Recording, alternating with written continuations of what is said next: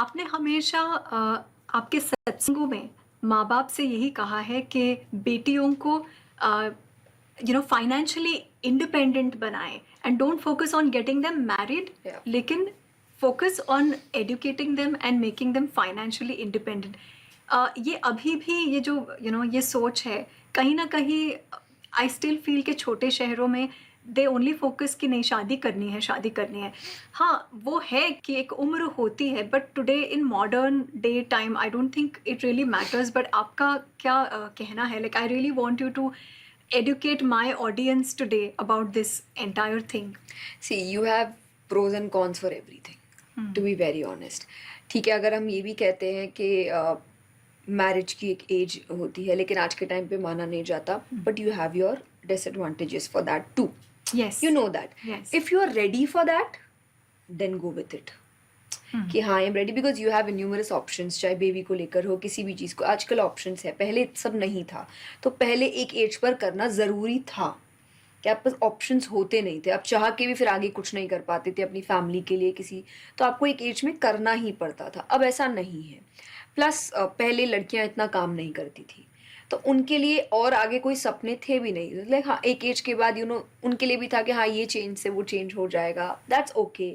घर में ही रहे, और घर संभालना उनको पहले से सिखाया जाता था, तो वो ये पापा का घर भी संभाल ही चुके होते थे, तो उनको इतना बिग डील लगता भी नहीं था. बट अब लड़कियां काम भी करती है, जो मुझे लगता है स्टार्ट से हमेशा से ही करना चाहिए. क्योंकि मैं कथा में भी कहती हूँ, भगवान ने ये नहीं किया था. क्योंकि हम कथा में एक टॉपिक लाते हैं जब भगवान गैया चरा के घर लौटते हैं, दैट इज़ मैं उस समय का ऑफिस कि अब मॉर्निंग में जाते हैं, शाम को आते हैं. और जो गोपियाँ होती थी वो भी माखन बेचने जाती थी, वो भी घर आ रही होती थी. तो दोनों ही काम से घर आ रहे हैं. ये उस समय की बात है.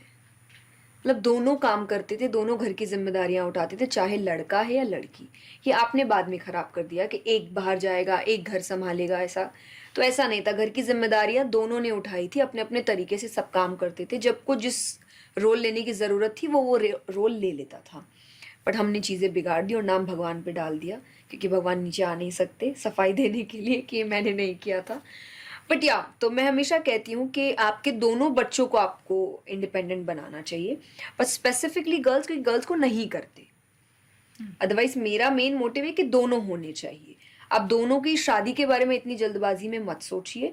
आप ये सोचिए, एज पेरेंट्स आपका फ़र्ज़ होना चाहिए कि मेरे बच्चे इतने काबिल हो, और वो सिर्फ फाइनेंशियली नहीं, इमोशनली भी हो, फाइनेंशियली भी हो, स्पिरिचुअली भी हो, डिसीजन मेकिंग वाइज भी हो, कि वो इतने काबिल हो कि पेरेंट्स के जाने के बाद भी वो अपनी लाइफ अच्छे से निकाले, अपने बल पर, किसी के भरोसे नहीं. तो लड़का है या लड़की, ये दोनों के लिए ज़रूरी है. क्योंकि जब तक पेरेंट्स रहते हैं वो आपको काफ़ी बचा के रखते हैं, दुनिया से बचाते हैं, प्रॉब्लम से बचाते हैं. जाने के बाद क्या?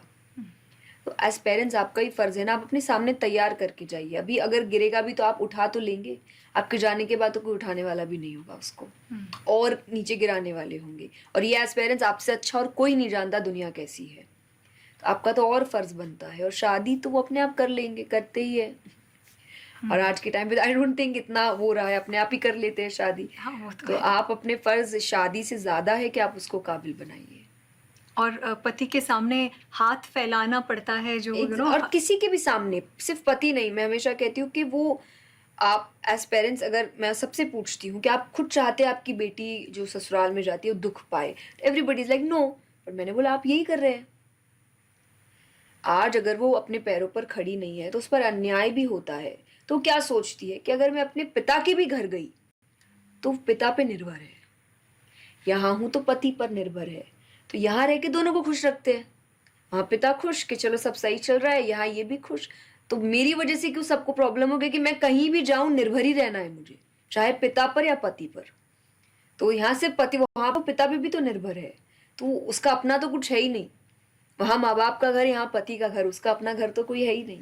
तो पहले अपना घर बनाए वो, उसके बाद वो किसी और के घर को ठीक करे. आत्मनिर्भर बनना है जी. इसीलिए